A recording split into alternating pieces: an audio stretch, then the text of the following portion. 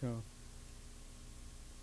I was in the barracks, and all of a sudden they heard the Russians are here. It was on a Sunday morning, I remember.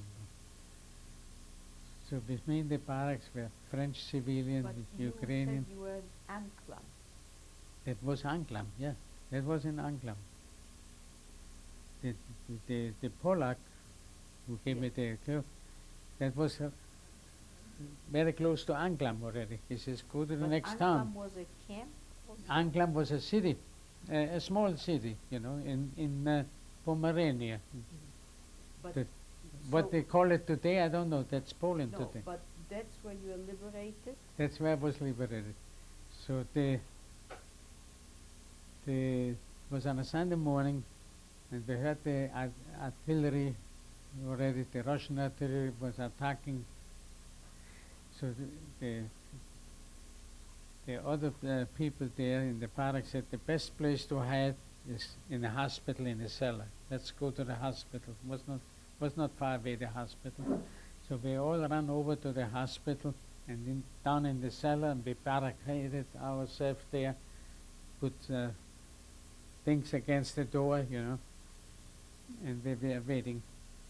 And the Germans, through the cellar window, we saw the Germans running around, you know, and they're making a lot of noise, the Germans, the soldiers. All of a sudden it got quiet. The Germans were running away already, and the Russians were there. And we heard the Russians already, you know, they're talking, you know, and all of a sudden somebody, one of the Russian soldiers, kicked open the door, and he came in. I almost made a mistake, because I had the civilian clothes on over my uniform. The uniform, the American uniform, is khaki color, the same color as the German SR uniform, the Nazi uniform. And I took the civilian clothes off.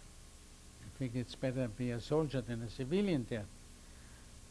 It was almost a fatal mistake, because that Russian came in, he kicked the door in with this machine gun, and he came straight towards me. He saw me in that brown uniform, the American uniform. You know? So I said to the Ukrainian standing next to me, a civilian, you know, I said to him, tell him that I'm American prisoner, you know. In German I told him that, you know. And he said to the Russian, in Russian, Amerikanske nevolny, that means American prisoner of war.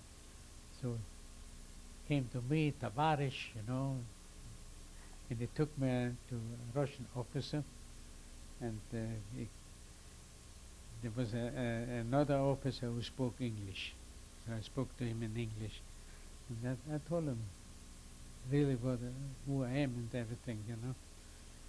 So they gave me, for my protection, they gave me a revolver, just in case anybody wants to hurt me as a civilian, a German civilian or something, I should have some defense.